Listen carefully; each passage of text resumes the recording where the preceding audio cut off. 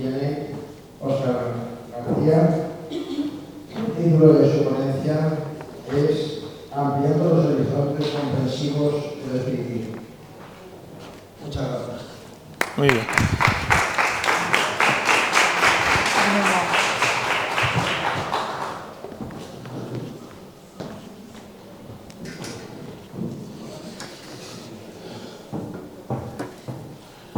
¿Se me escucha bien? Muy bien.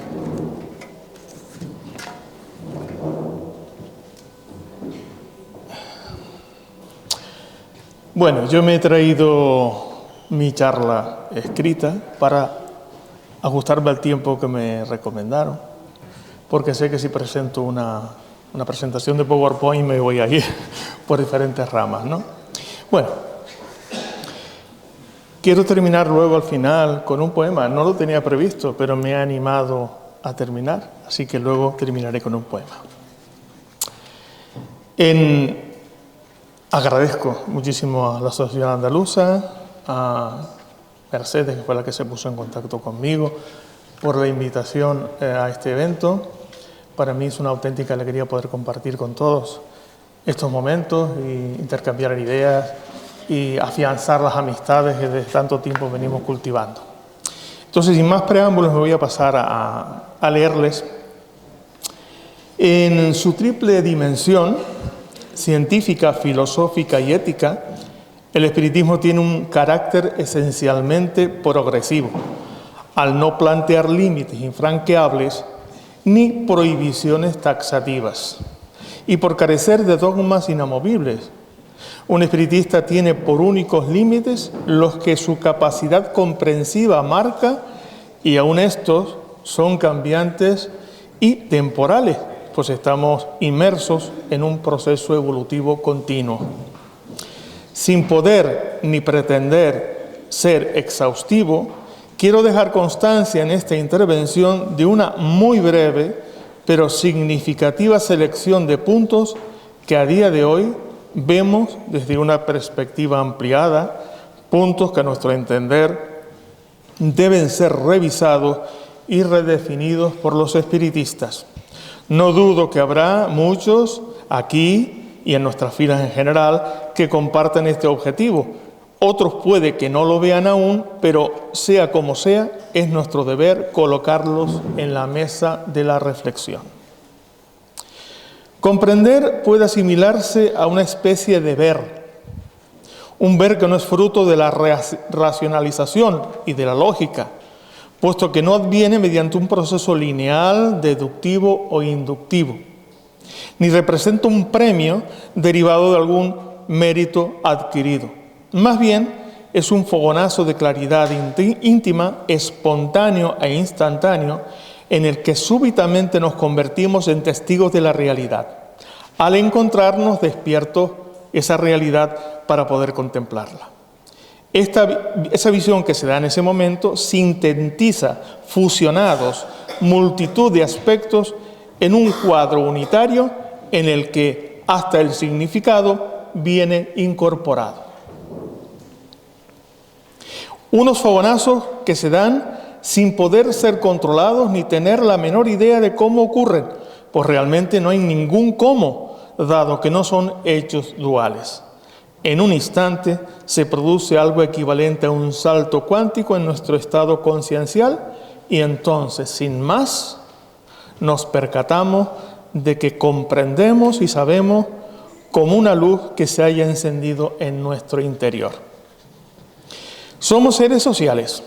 La comunicación constituye la base de las relaciones humanas en todos los órdenes, el fundamento del intercambio, del mutuo conocimiento y de la transmisión de la información. Recordemos que hay una relación directa entre mente y lenguaje. La profundización en la comprensión lleva aparejado, de forma natural, un refinamiento del lenguaje, al objeto de poder transmitir más atinadamente los ampliados niveles de realidad que se han visualizado y comprendido. Hay muchos lenguajes, no solo la palabra hablada o escrita, pero en cualquier caso siempre nos referimos a sistemas de señales codificadas, bien sean sonoras, visuales, olfativas, gustativas, táctiles o simbólicas. Emisor y receptor han de poseer las claves de esa codificación para que la comunicación se efectúe. Pero hay además formas de comunicación universales integradas en nuestra naturaleza, sin códigos artificiales e independientes de la cultura, costumbres, creencias, etnias, lugares y épocas. Es el caso de las expresiones faciales que denotan nuestros estados emocionales. Otro sería la telepatía, que es la comunicación mente a mente. Digo esto de las expresiones faciales de las emociones, puesto que independientemente de allá donde nazcamos, independientemente de la cultura a la que le pertenezcamos, todo ser humano es capaz de leer en la cara del otro qué emoción le embarga. Es una cosa que está integrada en nuestra naturaleza. Algo muy distinto es el mensaje. Este va más allá de la literalidad de la codificación usada. Una misma comunicación formalizada bajo cualquier código lingüístico y transmitida por personas distintas lleva de hecho un mensaje diferente. Ese mensaje es siempre silencioso.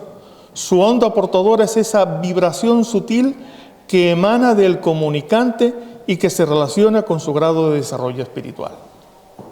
Visto así, un mensaje puede transportar orden o caos, paz o conflicto, armonía o inquietud, siempre en consonancia con el grado espiritual del comunicante. Es más, un mensaje de alto tenor espiritual puede hasta sanar. La palabra nada proviene del latín nasci, que significa nacer.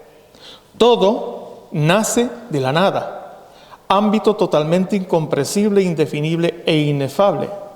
Esa nada es la fuente divina. El primer hijo de la nada es el vacío, el vacuum de los antiguos, que es la suma indiferenciada de todo lo posible, fuera del espacio y el tiempo. Ese vacío es el océano sin orillas al que aludía el místico sufí de origen hispano Ibn Arabi, que vivió entre el siglo XII y el XIII. Y ese vacío representa un caos que no es desorden, sino orden infinito, es decir, un orden que contiene todos los órdenes, al que nosotros solemos designar indistintamente como espíritu, como ser o como conciencia. Desde el seno de este vacío atemporal y aespacial y adimensional surge, por desdoblamiento polar espontáneo entre el infinito y la eternidad, el marco espacio-temporal, que es el sustento de la dimensionalidad y por tanto de la existencia.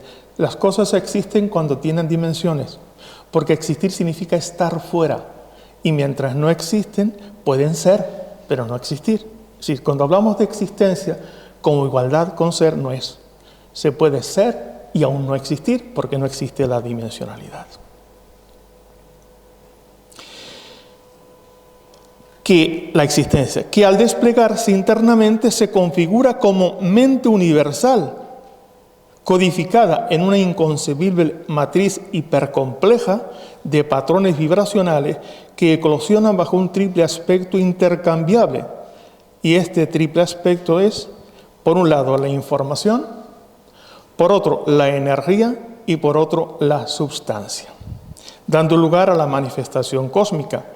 En el ámbito atómico, que sería la expresión más densa de este esquema estaría representado por el spin respecto a la información, la carga respecto a la energía y la masa respecto a la sustancia, respectivamente. Estos potenciales latentes, capaces de concretarse como existencia y subsumidos en la conciencia, espíritu o ser, los describe el biólogo Rupert Sheldrake como una nube de posibilidad que envuelve todas las cosas.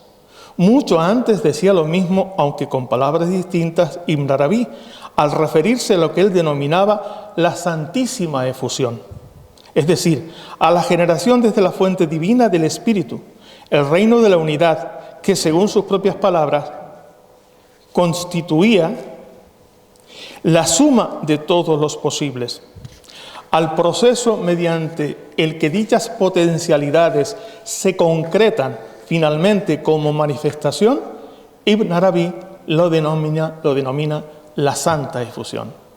Para Ibn Arabi estaba la santísima efusión, que era, por decirlo así, el surgimiento del espíritu, y luego venía a posteriori la santa efusión, que sería la eclosión del mundo, del universo, de las cosas existentes. La conciencia con la S es esa luz que se enciende en el espíritu al activar sus posibilidades latentes mediante la experiencia. Y si bien la conciencia no es en sí misma una experiencia, las experiencias sí que nos llevan hasta ella, provocando una revelación ascendente. Por ello, en el ámbito humano, la conciencia representa el grado de despertar del espíritu en su proceso de autodesvelamiento, un darse cuenta que comporta la gradual revelación del espíritu en el núcleo de la personalidad.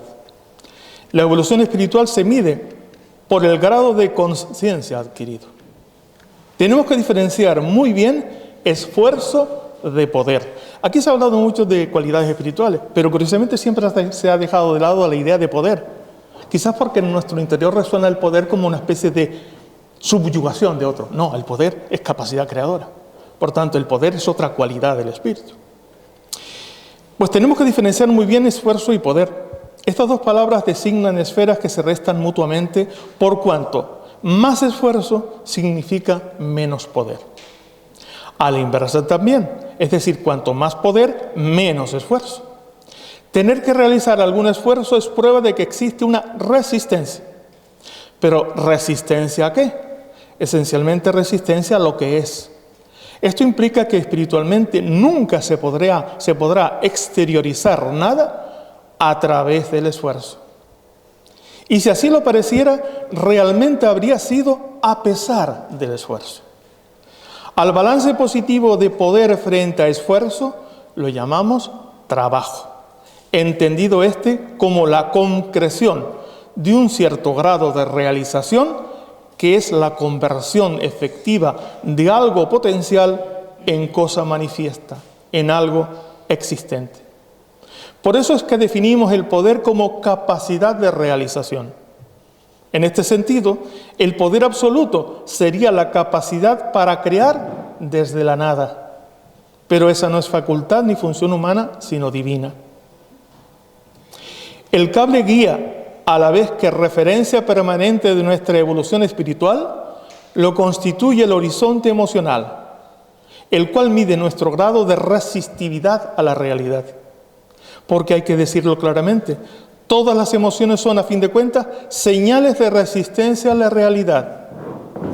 No obstante, su experimentación permite, en palabras de Carl Gustav Jung, que la oscuridad se pueda transformar en luz y la apatía en movimiento. El ascenso emocional tendente a la cota de la ecuanimidad va modificando la actividad mental, desbloqueando contenidos hasta entonces invisibles para el ojo de la mente. Esto da lugar al afloramiento de visiones cada vez más profundas, más claras y significativas de la estructura de lo real. Y una vez estos dos ámbitos, el emocional por un lado, relacionado con la energía, y la comprensión por otro, que representa el reino de la forma, la arquitectura de la realidad, una vez estos dos ámbitos crecen, van liberando el poder o capacidad de realización correspondiente por efecto arrastre, concretándose la renovación de la vida individual en su expresión práctica. Viene bien recordar aquí que en el ascenso emocional juegan un papel preponderante el desapego, la aceptación y la entrega o altruismo.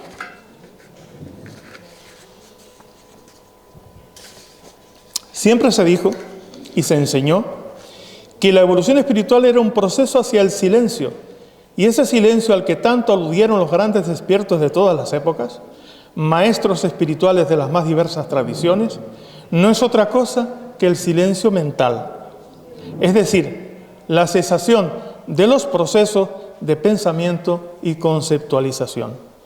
Cuando eso ocurre, la realidad comienza a revelarse sin obstáculos. Pero es solo con el equilibrio emocional que puede llegar el silencio mental. Un silencio donde ya no hay lugar para juicios, definiciones, comparaciones, expectativas, deseos, quejas, opiniones, planes o intenciones. Un silencio desde el cual se entra espontáneamente en contemplación o meditación, posibilitando que la realidad del espíritu, aquello que es, el reino inmarcesible de la unidad, encuentre una vía expedita, libre de resistencias, para mostrarse la conciencia encarnada. Esto siempre viene apoyado en experiencias trascendentes y adopta el carácter de una revelación que aporta un mayor grado de inteligencia, de sensibilidad y de creatividad en una expresión unificada que llamamos consciencia. No es lo mismo conocer que saber, aunque ordinariamente sean términos que se usen como sinónimos. El conocimiento es una descripción de lo aparente. El saber es algo muy distinto. Saber proviene de sabor. Sabes cuando has saboreado, que es lo mismo que decir experimentado la realidad. Las bibliotecas del mundo están atiborradas de conocimientos, pero de todo ese gigantesco fondo, a solo una pequeña fracción se la puede llamar de verdad saber o sabiduría. El conocimiento suele cambiar, modificarse con el tiempo, caducar. La sabiduría no, y más allá de las formas expresivas usadas, permanece con su impronta indeleble, flotando indemne sobre las olas del tiempo. Un ser humano de muchos conocimientos es un erudito. Un ser humano de mucho saber es un sabio o un iluminado. El conocimiento, cualquier conocimiento, es un velo sobre la realidad porque nace de una visión distorsionada debido a posicionamientos previos. Esa comprensión es la que llevó a Alan Watts, el gran estudioso británico de las fuentes de sabiduría orientales, traduciéndolas a la mentalidad occidental, a afirmar en su obra La sabiduría de la inseguridad, que para conocer la verdad uno debe librarse del conocimiento. También lo dejó muy claro otro gran maestro espiritual contemporáneo, el hindú Nisargadatta, al decir: usted puede conocer lo que no es, lo que es solo puede serlo. El perdón incondicional representa uno de los pasos más trascendentales para nuestro adelanto espiritual. Cuando decimos con profunda sinceridad, te perdono, aquí recordemos el título de Amalia Domingo Soler, cuando decimos de verdad, desde el fondo, te perdono, en realidad lo que estamos proclamando es el perdón que nos damos a nosotros mismos, pues fuimos nosotros y nadie más quienes en un determinado momento interpretamos y asumimos bajo esa interpretación alguna situación vivida, catalogándola como una ofensa o un daño que nos infligieron. Solo podemos perdonar porque nos perdonamos. Y solo nos podemos perdonar porque perdonamos. Todo va junto. El perdón nos libera de cualquier interpretación subjetiva, archivada como memoria, que bajo nefastos sentimientos nos encadenaba y autocondenaba.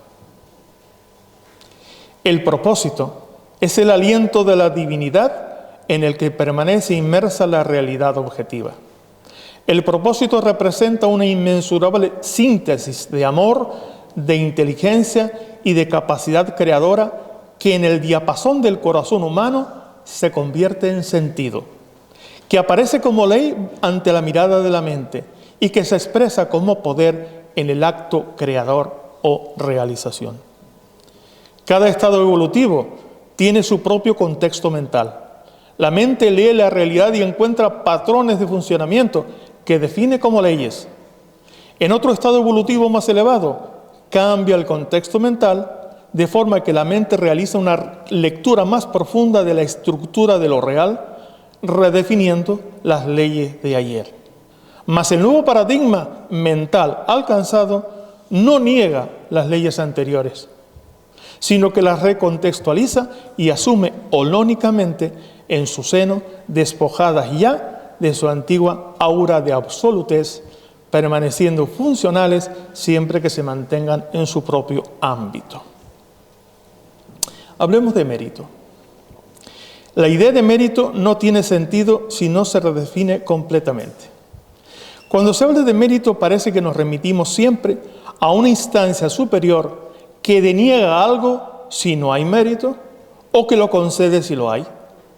¿Pueden los espíritas imaginar a la inteligencia, el amor y el poder supremos como una especie de hipersesudo administrador celestial encerrado en su búnker atiborrado de expedientes humanos, valorando si son merecedores o no bajo la mirada de su infinita sabiduría condescendiente? Mérito es otra de tantas palabras inventadas por los humanos para designar algo que ignoran. La moralidad es puro convencionalismo. El ser humano de hoy ya ha dejado de ser en general un infante inane que necesita ser llevado de la mano, sino que tiene criterio y capacidad para elegir. Puede equivocarse, y de hecho se equivoca mucho, pero la equivocación no es esa monstruosa ofensa a la divinidad o pecado, entre comillas, que antaño se decía. De hecho, la misma idea de pecado es otro absurdo terrible, posiblemente de los más graves que el ser humano haya concebido jamás. Una noción infame en sí misma, puesto que el ser humano es esencialmente inocente. Y todos sus errores son producto de la ignorancia, no de la maldad. No reduzcamos el espiritismo a un melifluo moralismo si es que se quiere mantener su ingente virtud emancipadora. En términos evolutivos, la idea de búsqueda se sostiene en una concepción dualista del mundo que supone que aquello de lo que nos sentimos carentes y creemos necesitar ha de encontrarse necesariamente ahí afuera. Buscar es igual a alejarse. Me acuerdo de una experiencia del escritor Joaquín Grau, seguramente algunos conocen. Llegó a una plaza de una ciudad peruana que es Chavín de Huanta, donde están las famosas restos arqueológicos. Y ahí se encontró con aquellos brujos tradicionales del mundo andino. Y cuando llegó allí empezó a hablar con él. Bueno, hay una descripción maravillosa de cómo el aspecto que tenía el brujo andino.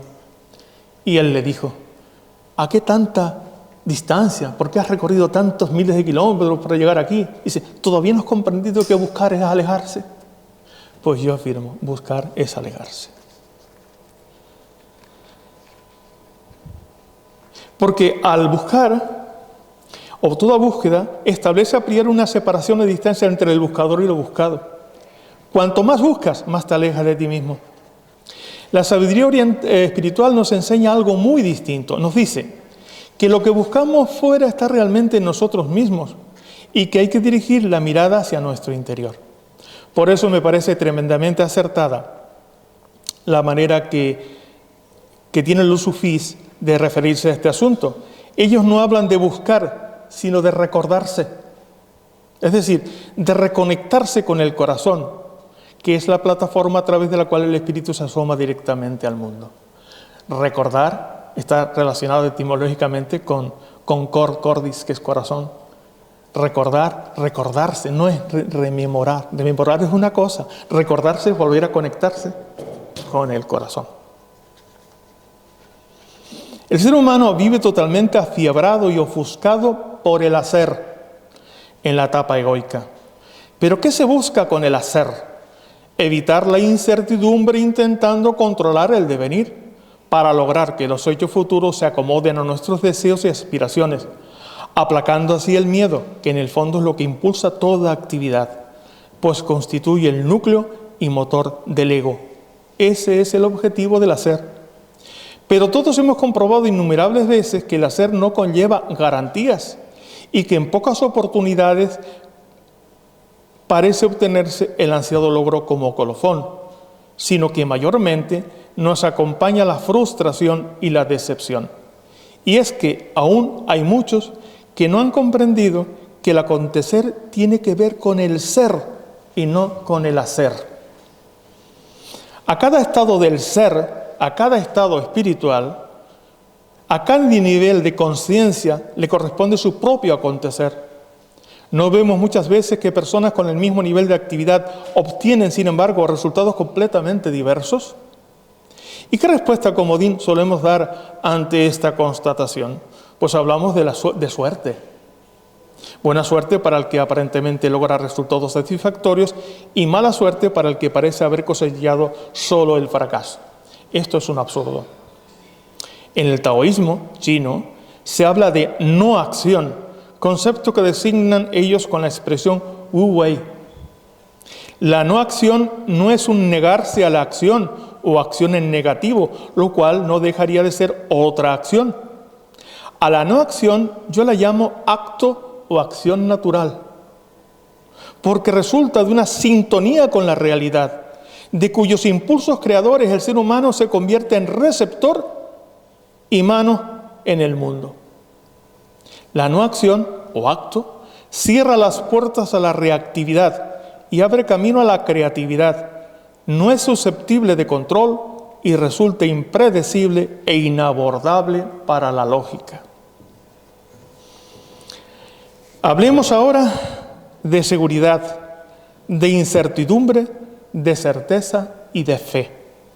Temas alejados del espiritismo, ni mucho menos. En nuestro autodescubrimiento espiritual llega un momento en el que comprendemos y asumimos que la anhelada seguridad basada en el control de todos los aspectos de nuestra vida es una quimera, que lo que rige es la incertidumbre sobre el devenir. Sin embargo, ello no supone carecer de certeza interior. Es perfectamente posible tener una profunda certeza en medio de la incertidumbre, porque esta certeza de la que hablamos no deriva de un proceso intelectual, es una certeza indefinible, aunque sensible, a partir de la conexión, de nuestra conexión con el sentido de la realidad. Conexión que se resuelve en una fe experiencial, basada en la sintonía con esa vibración sutil, omnipoderosa, omniamorosa y omniinteligente y omniabarcante que llamamos propósito. Al ejercer nuestra libertad, desconcertamos y descolocamos a los encasilladores profesionales. No hay nada que provoque mayor escándalo entre los seres humanos que se consideran a sí mismos sensatos, es decir, hipercondicionados, que vivir a plenitud tu propia libertad. De ahí que la tan mentada coherencia solo puede considerarse un valor cuando es de ti para ti. Seamos sinceros con nosotros mismos. Permitámonos cambiar, mudar de pensamiento, modificar posturas o no tener ninguna, hasta llegar incluso a parecer incoherentes.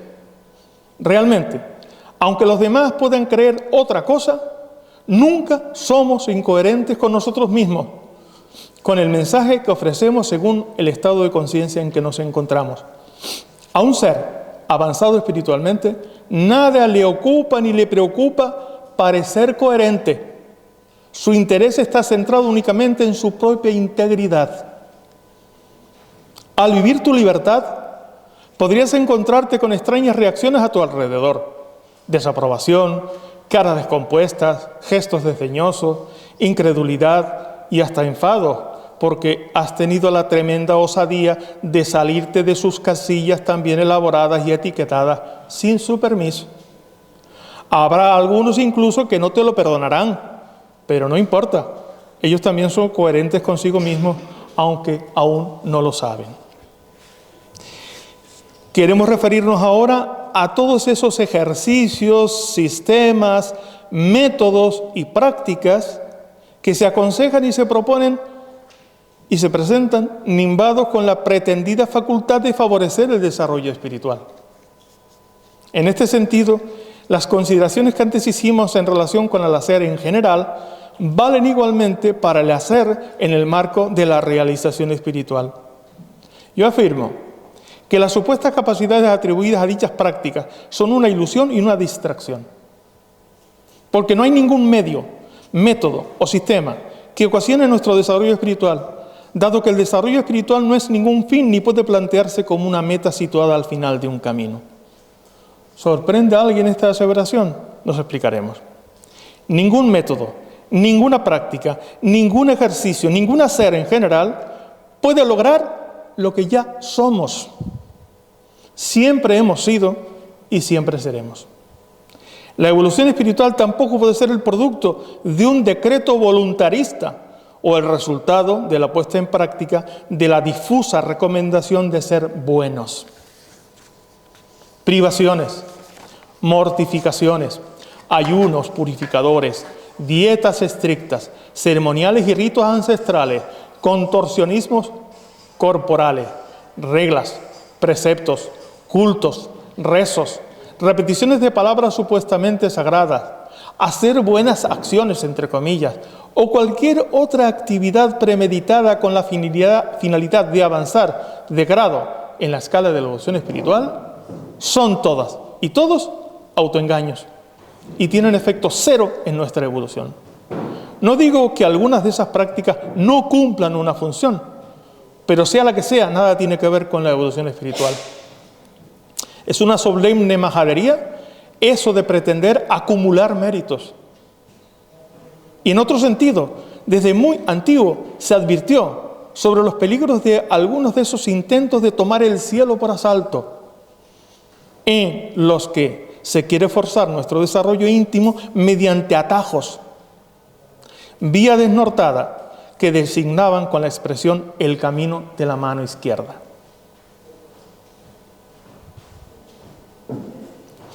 La que en algunos casos se ve acompañada, es cierto, por la aparición de determinados poderes sin la debida capacidad para gestionarlos. Hace 1200 años, Adi Sankara, uno de los grandes maestros espirituales de la antigua India, hacía esta notable advertencia en su obra de título Atmabodha. Decía él: cientos de expiaciones, castigos y lecturas atiborran por años a quienes buscan prepararse para servir a lo divino, cuando realmente tan solo buscan la manera de sentirse a gusto consigo mismos. No hay peor ego que el de quienes buscan la santidad. Por último, quiero hacer una breve alusión a la deplorable visión que se tiene del Maestro Jesús hasta en algunos sectores del espiritismo. Una figura que ha convertido en gran medida en un ídolo desnaturalizado, irreconocible y, lo que es peor, totalmente inútil. El asunto resulta increíble, pues supone la derogación de facto de su ejemplo y enseñanzas, precisamente por parte de aquellos que dicen ser curiosamente sus mayores admiradores. Este asunto requeriría de un amplio desarrollo explicativo para el que hoy no disponemos de tiempo. Simplemente quiero añadir que el sentido de algunas de las enseñanzas clave de Jesús, inadvertido y indescifrado para muchos todavía, es muy claro para mí a estas alturas, y sé que para otros también. Desgraciadamente, sobre ello he encontrado muy poco en el panorama espírita, por no decir casi nada. En conclusión, podríamos hablar de muchas más cosas dentro del espiritismo desde una perspectiva ampliada. Por ejemplo, de justicia, de responsabilidad, de compromiso, de la ley de causa-efecto, de voluntad, de identidad, de individualidad, de la naturaleza de la mente y su función en cada fase evolutiva humana, de las emociones, del sufrimiento, de los sentimientos, de la memoria, del autorrecuerdo. Pero eso tendrá que ser otro día. Muy bien, amigos y amigas, hasta aquí hemos llegado en nuestra intervención. Gracias por vuestra atención y, como os dije, voy a terminar con un poema que no tenía pensado porque me he animado a hacer. Y si me lo permiten, pues voy a leer este poema. A ver si lo logro leer desde el móvil, que lo tengo por aquí. El poema se llama Gigantes de luz en carne viva. Y dice así: mirad esa tribu de gigantes de luz enjaulados en carne viva, que deambulan fuera de los mapas oficiales, disfrazados de simples bípedos con apariencias banales. Sus dedos detectan en el aire todos los aromas exhalados, Sus manos van tomando nota de todas las visiones. Ved cómo se mueven acompasando sus pasos a los ritmos telúricos de canciones ancestrales, grabadas en las revueltas del camino espiralado. Ellos recogen los retales de cada traje que has vestido, los pares de zapatos que desgastaste por las veredas de la vida, las ramas secas de las ilusiones frustradas, los detallados diseños de los planes inacabados. Amasan las cenizas de los holocaustos que ofreciste en los templos a los dioses queridos y odiados, en figuras adorados, al final ídolos de barro sin coser, destruidos por las primeras lluvias del amanecer. Mirad cómo se arrastran las ristras de modas, sombras pasajeras, las cadenas de cascos, capirotes, bonetes y coronas, los abrigos, las mochilas, bastones y lanzas afiladas, mientras aventan la hojarasca de los días incendiados. Mira cómo migran dragones, bestias y cándidos monstruos, elfos, gnomos, hadas y magos en fantasías soñadas, guiados en vuelo por una estirpe de ángeles con sombrero. Los cuentos están dejando de contarse frente al fuego. Los mitos, las historias y las profecías desaparecerán del recuerdo en las vigilias de las medias noches. Se irán también los pañales, los pañuelos y los puñales, los blasones, estandartes y banderas ensangrentados, las perfectas razones y sus efímeras alegrías, las sementeras secas de las verdades provisorias, las batallas habidas y las epidemias de la muerte, los corazones rotos, las coronas de flores blancas depositadas sobre millones de tumbas anónimas. Nada quedará de las buenas notas, de los modales almidonados, de las altas cunas adoseladas, de las famas temporales, de las muecas macarras, de los gritos estridentes, de las victorias y sus hermanas derrotas, de las marchas, los himnos, las patrias, los viajes, las metas y sus caminos, de las paredes que aíslan, de las fortalezas donde te escondías, de las fronteras que parcelan la tierra, de los privilegios y sus destinos, de los deberes y desechos y derechos, las exaltaciones y las rabietas, de las inocentes culpas con inocencia asumidas. De pronto te encontrarás de frente una muralla de fuego purificador que anuncia el ocaso del mundo conocido, y todas tus preguntas en un instante acabarán abrumadas ante la obviedad de las respuestas, pues todos los disfraces caerán fundidos en el crisol de un diminuto corazón de un rojo de vivo vacío, multiplicado en el infinito, cual espejos frente a espejos. Hasta aquí, gracias.